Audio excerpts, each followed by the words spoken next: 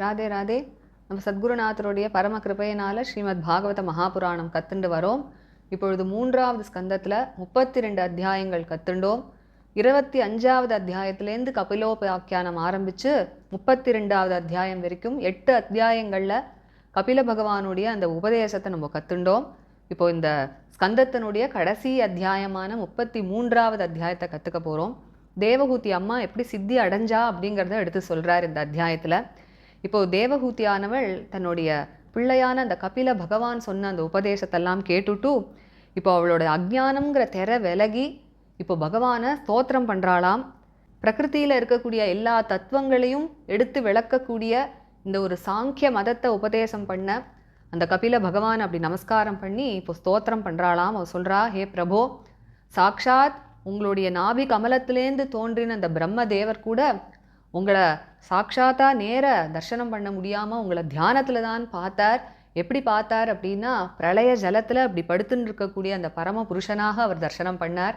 எந்த விராட் புருஷனிடத்துலேருந்து 3 குணங்கள் தோன்றி அதற்கு மேலே இந்த உலகமே தோன்றதோ அப்படிப்பட்ட அந்த உலகத்துக்கே ஒரு பீஜமாக இருக்கக்கூடிய உங்களை தர்சனம் பண்ணார்.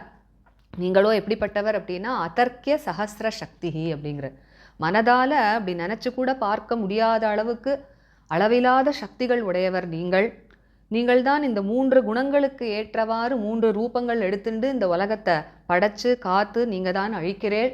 உங்களுடைய அந்த ஒரு திருவயிறில் தான் இந்த உலகங்கள்லாமே இருக்குது. அப்படிங்கிற போது என்னுடைய கர்ப்பத்தில் நான் உங்களை எப்படி தரிச்சேன் அப்படிங்கிறத நினச்சி தான் நான் ஆச்சரியப்படுறேன்.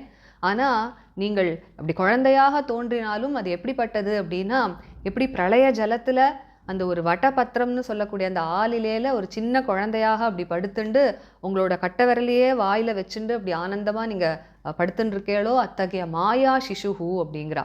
உங்களோட மாயையாலேயே ஒரு குழந்தையாக நீங்கள் எப்படி தோற்றம் அளிக்கிறீளோ அது போல தான் எனக்கும் நீங்கள் குழந்தையாக பிறந்திருக்கேள் அப்படின்னு சொல்லி, எப்படி உங்களுடைய பல அவதாரங்கள் நீங்கள் எடுக்கும் பொழுது மத்ஸ்யம், கூர்மம், வராகம் போன்ற அவதாரங்கள்லாம் எடுத்து துஷ்டர்களெல்லாம் சம்ஹாரம் பண்ணி உங்களோட ஆக்ஞையை கடைபிடிக்கிறவர்களுடைய மேன்மைக்காக நீங்கள் பல அவதாரங்கள்லாம் பண்ணுறீளோ அது போல தான் இப்போவும் நீங்கள் எடுத்திருக்கக்கூடிய இந்த கபிலாவதாரம் அப்படிங்கிறது எதற்காக அப்படின்னா, உலகத்தில் இருக்கிறவர்கள் எல்லாருக்கும் ஆத்ம ஞானத்தை அடையறதுக்கு ஒரு மார்க்கத்தை காண்பிக்கிறதுக்காக தான் நீங்கள் இப்போவும் அவதாரம் பண்ணியிருக்கேள் அப்படின்னு சொல்கிறா.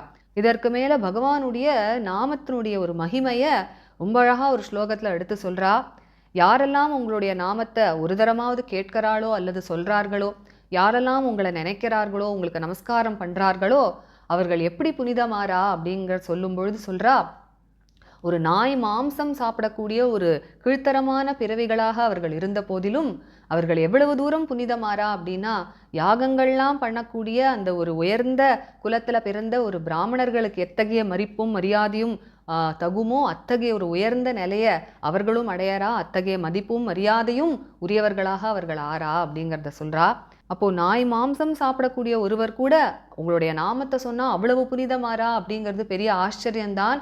இருந்தாலும் உண்மை என்ன அப்படின்னா, உங்களுடைய நாமத்தை சொல்கிறவர்கள் யாருடைய நாக்கினுடைய நுனியில் உங்கள் நாமம் விளையாடுறதோ அவர்கள் ஏற்கனவே பல ஜென்மங்களாக எவ்வளவோ யாகங்கள்லாம் பண்ணி, எவ்வளவோ தபஸெல்லாம் பண்ணி, எவ்வளவோ புனிதமான நதிகள்லாம் நீராடி, வேதாத்தியாயனங்கள்லாம் பண்ணி ஒழுக்கமான வாழ்க்கையை வாழ்ந்தவர்களால் தான் இந்த ஜென்மத்தில் அப்படி உங்களுடைய நாமத்தை சொல்லக்கூட முடியும். அப்படிங்கிறதுனால அந்த நாமத்தினோட மகிமை அப்பேற்பட்டதுங்கிறத எடுத்து சொல்கிறா. இந்த இடத்துல நம்ம குருநாதரும் இதே போல் ஒரு அழகான விஷயத்த சொல்லுவார். ஸ்ரீ போதேந்திர சரஸ்வதி சுவாமிகள் அப்படிங்கிற அந்த பெரிய மகான் நாம சித்தாந்தம் பண்ணியிருக்கார் இல்லையா, அதில் அவர் சொல்கிறார், பகவன் நாமத்தை ஒருவன் சொல்கிறதுனால பாப்பங்கள்லாம் போகி புண்ணியங்கள்லாம் வரும் அப்படிங்கிறத சொல்லவும் வேணுமா அப்படிங்கிறார். எதனால அப்படின்னா, எவ்வளவோ கோடி ஜென்மங்களில் புண்ணியம் பண்ணியிருந்தாதானே ஒருவனுடைய வாயில் பகவன் நாமமே வரும் அப்படிங்கிறத சொல்கிறார். அது போலவே இங்கே தேவஹூதி அம்மாவும் சொல்கிறா. இப்போது அவள் தன்னுடைய ஸ்தோத்திரத்தை அப்படி முடிக்கும் பொழுது என்ன சொல்கிறா அப்படின்னா, எல்லா வேதங்களுக்கும் இருப்பிடமாக இருக்கக்கூடிய பகவான் விஷ்ணுவான உங்களுக்கு நான் நமஸ்காரம் பண்ணுறேன். எவர்கள் மனசை அடக்கி அப்படி மனசு உள்புறமாக அப்படி திரும்பி இருக்கோ அவர்களால் தான் உங்களை அடைய முடியுமோ அப்படிப்பட்ட உங்களுக்கு நமஸ்காரம் பண்ணுறேன். இப்பொழுது கபில வாசுதேவனாக அவதாரம் பண்ணி என்னுடைய குழந்தையாக பிறந்திருக்கக்கூடிய உங்களுக்கு நான் நமஸ்காரம் பண்ணுறேன் அப்படின்னு சொல்லி தன்னுடைய ஸ்தோத்திரத்தை பூர்த்தி பண்ணுறா.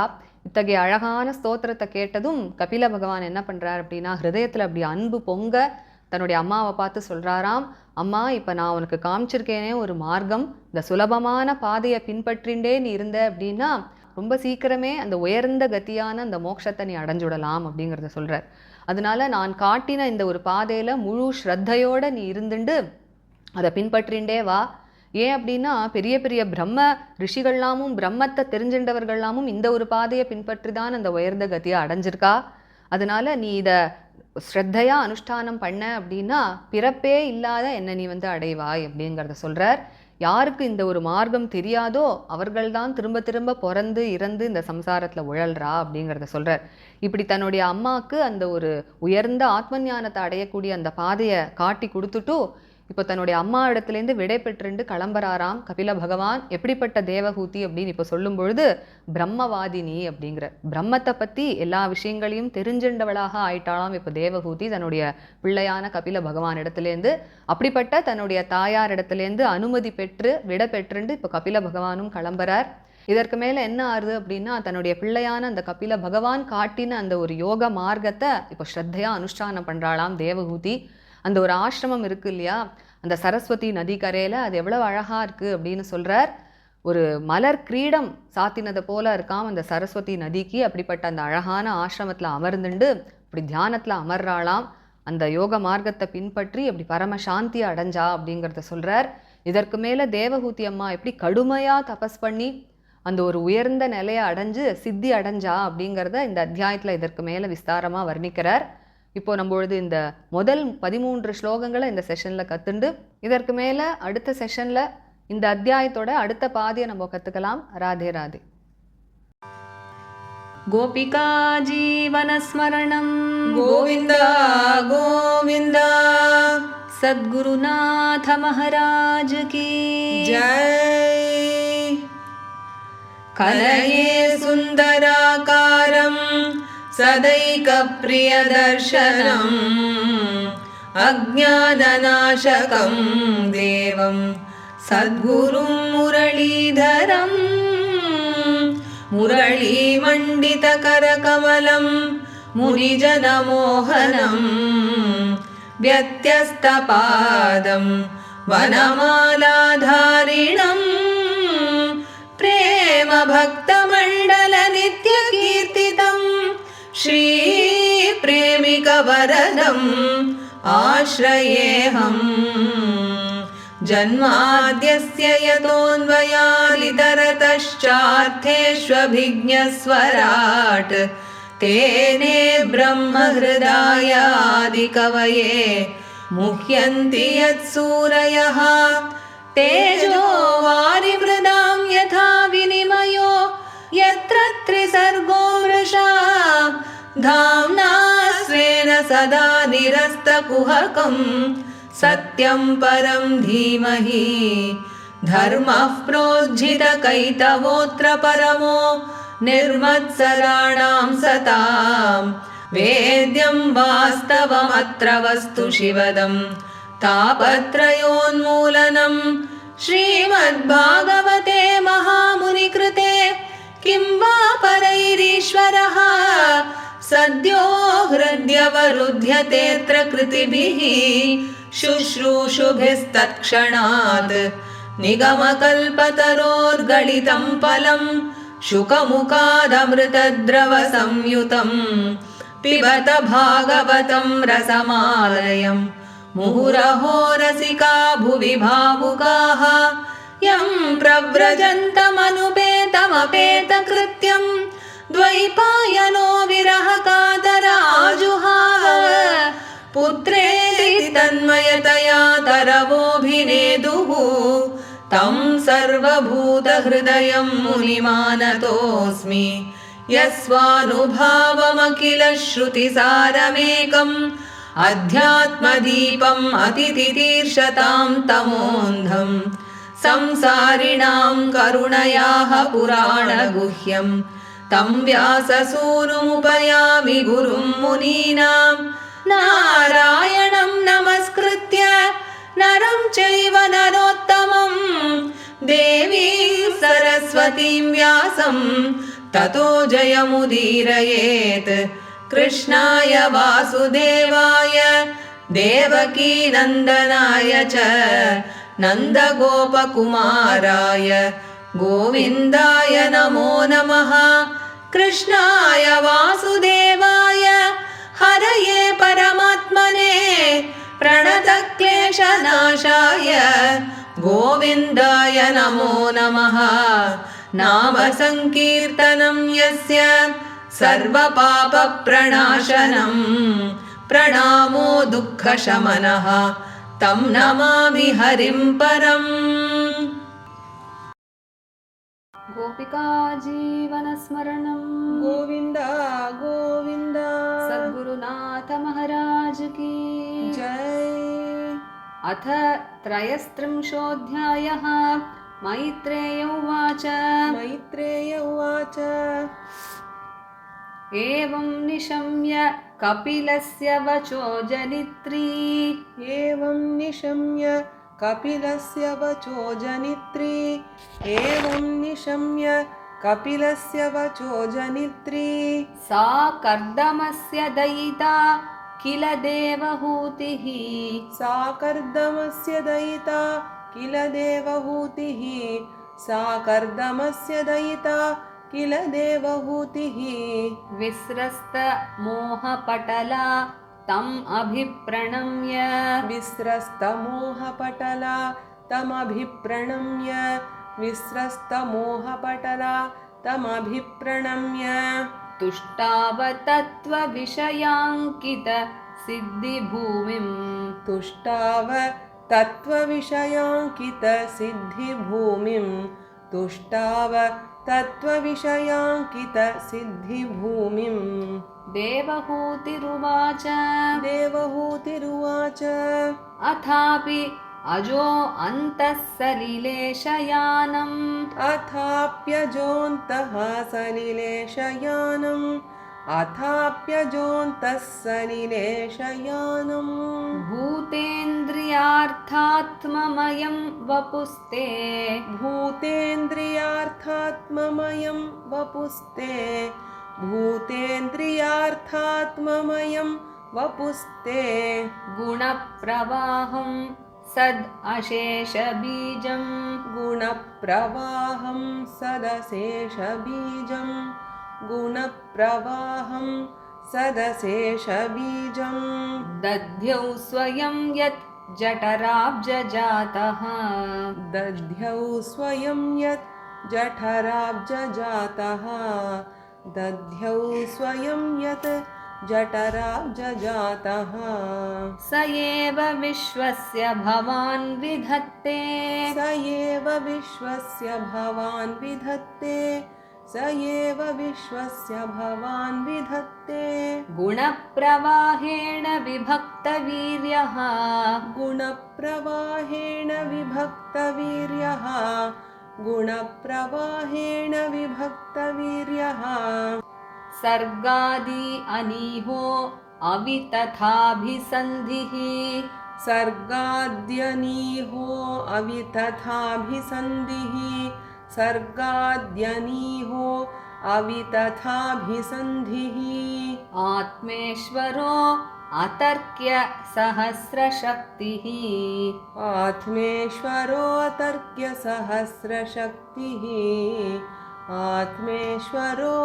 अतर्क्य सहस्रशक्तिः सत्वं भृतो मे जठरेण नाथ सत्वं भृतो मे जठरेण नाथ सत्वं भृतो मे जठरेण नाथ कथं नु यस्य उदर एतद् आसीत् कथं नु यस्योदर एतदासीत् कथं नु यस्योदर एतदासीत् विश्वं युगान्ते वटपत्र एकः विश्वं युगान्ते वटपत्र एकः विश्वं युगान्ते वटपत्र एकः शेते स्म माया शिशुः अङ्घ्रिपानः शेते च माया शिशुरङ्घ्रिपानः शेते स्म माया शिशुरङ्घ्रिपानः त्वं देहतन्त्रः प्रशमाय पाप्मनां त्वं देहतन्त्रः प्रशमाय पाप्मनां त्वं देहतन्त्रः प्रशमाय पाप्मनां निदेशभाजां च विभूतये निदेशभाजां च विभो विभूतये निदेशभाजां च विभो विभूतये यथावताराः तव सूकरादयः यथावतारास्तव सूकरादयः यथावतारास्तव सूकरादयः तथा अयम् अपि आत्मपथोपलब्धये तथायमप्यात्मपथोपलब्धये तथायमप्यात्मपथोपलब्धये तथा अयमपि आत्मपथ उपलब्धये यन्नामधेय श्रवण अनुकीर्तनात् यन्नामधेयश्रवणानुकीर्तनात् यन्नामधेयश्रवणानुकीर्तनात् यत्प्रह्वणात् यत्स्मरणात् अपि क्वचित् यत्प्रह्वणात् यत्स्मरणात् अपि क्वचित् यत्प्रह्वणात् यत्स्मरणादपि क्वचित् श्वादोऽपि सद्यः सवनाय कल्पते स्वादोऽपि सद्यः सवनाय कल्पते स्वादोऽपि सद्यः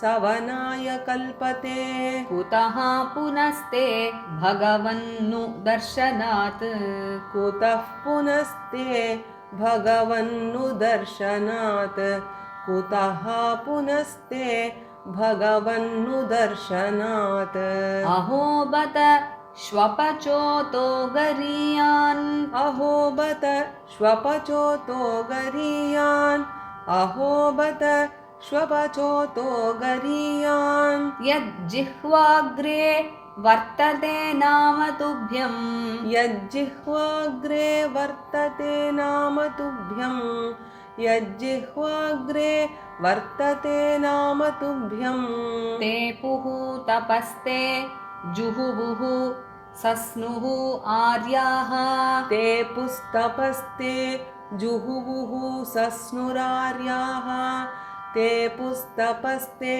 जुहुवुः सस्नुरार्याः ब्रह्मानुचुः नाम गृह्णन्ति ये ते ब्रह्मानुचुर्नाम गृह्णन्ति ये ते ब्रह्मानुचुर्नाम गृह्णन्ति ये ते तं त्वामहं ब्रह्म परं पुमांसं तं त्वामहं ब्रह्म परं पुमांसं तं त्वामहं ब्रह्म परं पुमांसं प्रत्यक्स्रोतसि आत्मनि संविभाव्यं प्रत्यक्स्रोतस्यात्मनि संविभाव्यं प्रत्यक्स्रोतस्यात्मनि संविभाव्यं स्वतेजसा ध्वस्तगुणप्रवाहं स्वतेजसा ध्वस्तगुणप्रवाहं स्वतेजसा ध्वस्तगुणप्रवाहं वन्दे विष्णुं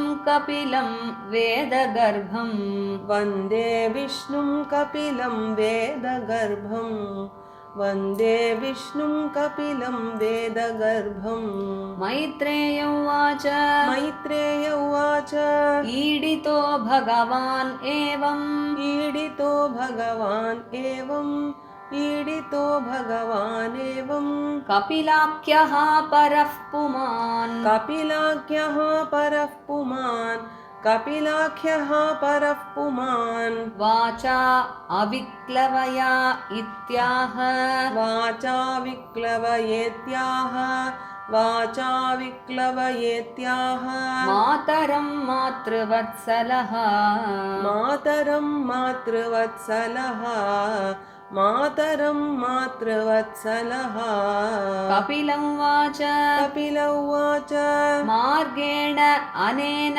मातस्ते मार्गेणानेन मातस्ते मार्गेणानेन मातस्ते सुसेव्येन उदितेन मे सुसेव्येनोदितेन मे सुसेव्येनोदितेन मे आस्थितेन परां काष्ठाम् आस्थितेन परां काष्ठाम् आस्थितेन परां काष्ठाम् अचिरात् अवरोत्स्यसि अचिरादवरोत्स्यसि अचिरादवरोत्स्यसि श्रद्धत्स्व एतन्मतं मह्यम् श्रद्धत्स्वैतन्मतन्मह्यम् श्रद्धत्स्वैतन्मतं मह्यम् जुष्टं यत् ब्रह्मवादिभिः जुष्टं यद् ब्रह्मवादिभिः जुष्टं यद् ब्रह्मवादिभिः येन माम् अभवं यायाः येन माम् अभवं यायाः येन माम् अभवं यायाः मृत्युं ऋच्छन्ति अतद्विदः मृत्युं ऋच्छन्त्यतद्विदः मृत्युं ऋच्छन्त्यतद्विदः मैत्रेय उवाच मैत्रेय उवाच इति प्रदर्श्य भगवान् इति प्रदर्श्य भगवान् इति प्रदर्श्य भगवान् सतीं ताम् आत्मनो गतिम् सतीं ताम् आत्मनो गतिम् सतीं ताम् आत्मनो गतिम् स्वमात्रा ब्रह्मवादिन्या स्वमात्रा ब्रह्मवादिन्या स्वमात्रा ब्रह्मवादिन्या कपिलो अनुमतो ययौ कपिलो अनुमतो ययौ कपिलो अनुमतो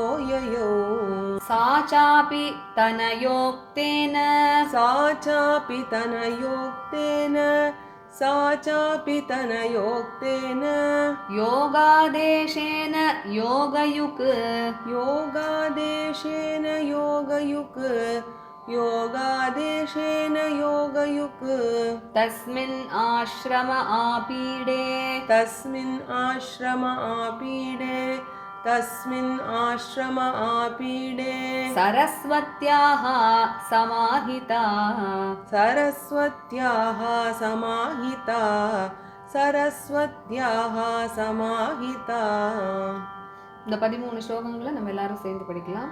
The first 13 shlokas. मैत्रेय उवाच एवं निशम्य कपिलस्य वचो जनित्री सा कर्दमस्य दयिता किल देवहूतिः विस्रस्तमोहपटला तम् अभिप्रणम्य तुष्टावतत्त्वविषयाङ्कितसिद्धिभूमिम् देवहूतिरुवाच अथाप्यजोऽन्तः सलिलेशयानम् भूतेन्द्रियार्थात्ममयं वपुस्ते गुणप्रवाहं सदशेषबीजं दध्यौ स्वयं यज्जठराब्जजातः स एव विश्वस्य भवान् विधत्ते गुणप्रवाहेण विभक्तवीर्यः सर्गाद्यहीनो अवितथाभिसन्धिः आत्मेश्वरो तर्क्यसहस्रशक्तिः सत्वं भृतो मे जठरेण नाथ कथं नु यस्योदरयेतदासीत्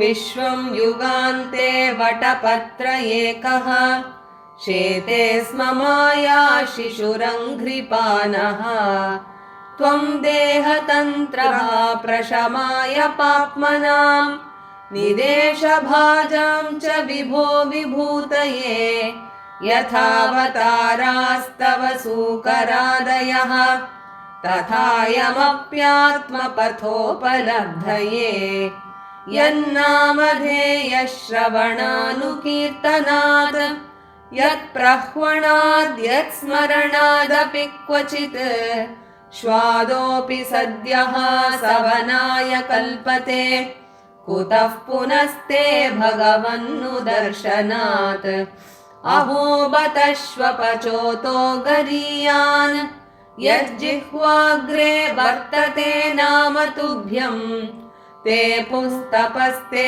जुहुः सस्नुरार्याः ब्रह्मानुचुर्नाम गृह्णन्ति ये ते तं त्वामहं ब्रह्म परं पुमांसम् प्रत्यक्स्रोतस्यात्मनि संविभाव्यम् स्वतेजसा ध्वस्तगुणप्रवाहम् वन्दे विष्णुं कपिलं वेदगर्भम् मैत्रेय उवाच ईडितो भगवानेवं कपिलाख्यः परः पुमान् वाचा विक्लवयेत्याह मातरं मातृवत्सलः कपिल उवाच मार्गेणानेन मातस्ते सुसेव्येनोदितेन मे आस्थितेन परां काष्ठाम् अचिरादवरोत्स्यसि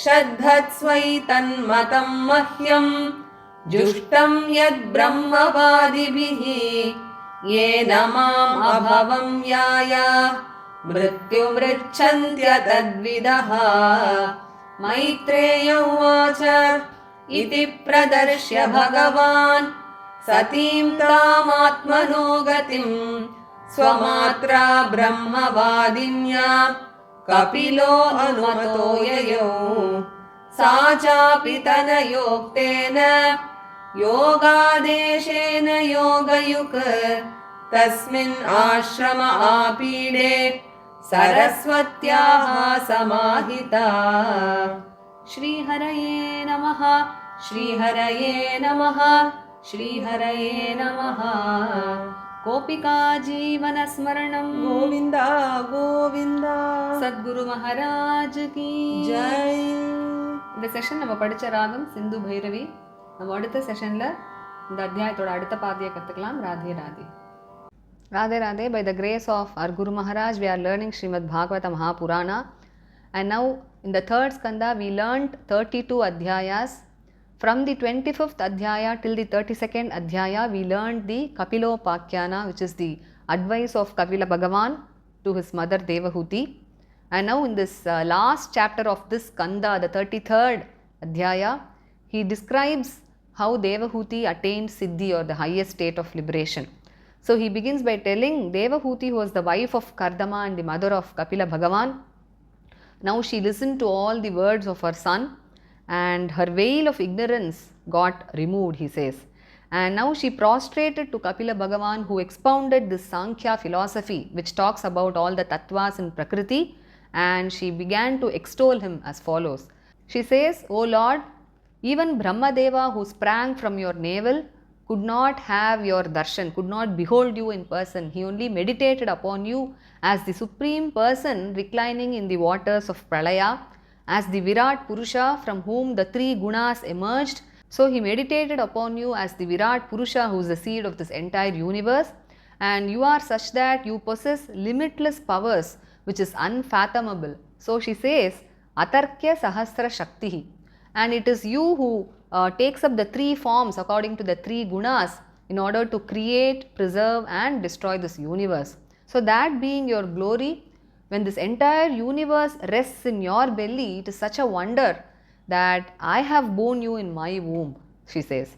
And she says, though you appear as my child, it is similar to how as a small child you lie on the Vatapatra, that is the banyan leaf, in the waters of deluge and suck your own thumb very joyfully. She says, Maya Shishuhu, that is you are the one who appears as a small child through your Maya, and that is how you have now been born as my child also, she says. And just as you take various forms like Matsya, Kurma, Varaha and so on during all your avataras in order to subdue the wicked ones, and also for the exaltation of all the noble people who abide by your commands.